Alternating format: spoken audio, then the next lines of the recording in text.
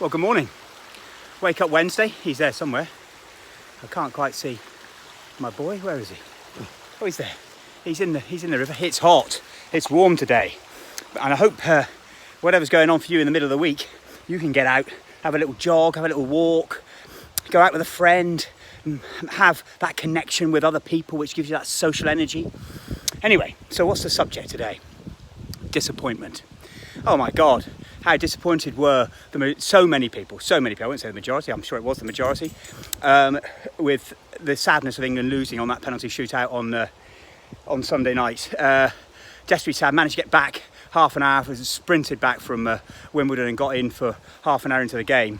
Saw the first goal before we left, so it was crazy. Did we? No, heard it on the radio. Couldn't have done that quick.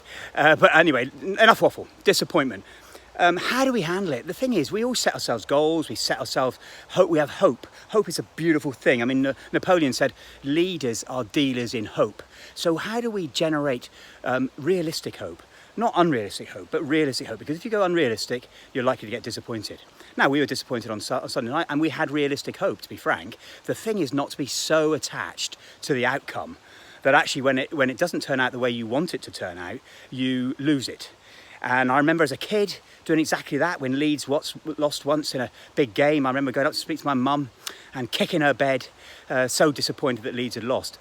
And more importantly, I had the disappointment as a young kid of 15, going off to the ABA finals of Great Britain. I set myself a goal that year to win the Schoolboy Championships of Great Britain and the ABA Championships. And I went all the way through to the semi-finals of the Schoolboys, and in a travesty, in the last 20 seconds, I got caught by a lucky punch, and with 4 seconds to go, the referee just jumped in and stopped it.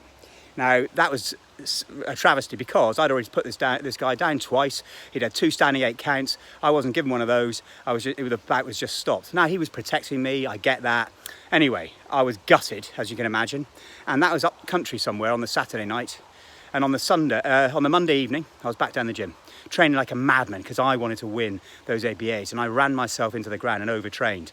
And good friends like Colin Gill, who will be on maybe watching this, he supported me as I starved myself, as he timed my circuits at lunchtimes at school. I was out in the lanes around my house doing sprints and interval training in the morning. I was in the gym in the evening. I was starving, we were drying out for 24 hours, no fluids to drink, 3 training sessions, minimal food, and sweating out and going to a sauna in the evening. Absolute madness, really. If you think about that today, we know that was very, very old-fashioned tactics to try and keep a weight. But it ran me into the ground. I got a skin infection, and anyway, for some amazing reason, I managed to keep going. And my boxing coach, Alan Sanagar, top guy, got me into Transcendental Meditation. And he and I and Tony Riley went off and did a session, 4-day, learnt this amazing practice, which has served me all my life in now mindfulness or Transcendental Meditation. It served me to keep perspective, to keep a great energy, to give me, a sense of gratitude and realism, which has been amazing. But to finish the story, trained hard, ran myself into the ground, but somehow I managed to get through all the ABAs up to the semi-finals in London, Manor Street Bath, remember it well, did my meditation. I was the first one on. Will Drury and Thompson get gloved up? I'm in a loo doing my meditation. I heard it 3 times, and eventually I came out, sorted myself out. I was boxing a guy called Dean Thompson, who'd beaten the bloke I lost to in the semi-finals of the schools. He'd beaten him in the final of the schoolboys, and I was boxing him in the semi-finals. I beat him. I went to the ABA finals. I was feeling confident, I was feeling strong, but I was overtrained. And I'm coming up against a lad I'd stopped in the first round earlier in the season when I was at my peak. I lost by a point.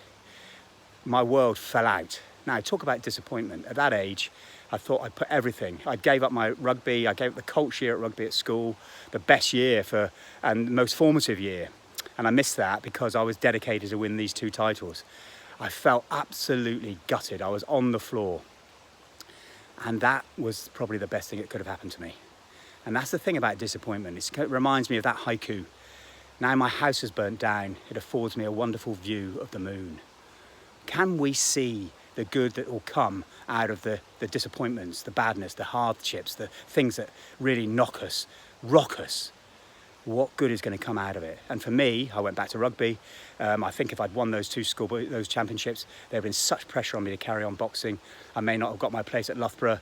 So all those things, going into the army, etc., and boxing would have been taken over, and it didn't. I went back to my rugby, and I've loved every second of that all the way through my life with great friends in all walks of life. So how do we see it? How do we see disappointment in a different way? And for those who lashed out and said the most ridiculous things and undermined those poor lads, they weren't in the arena. They didn't have the sweat on them. They didn't step up to take those penalties. Those guys know what it's about, what's real disappointment, and how much stronger and resilient they will be as a result of it. Big long waffle. Wake up Wednesday. Have a great week, or the rest of it. Take care.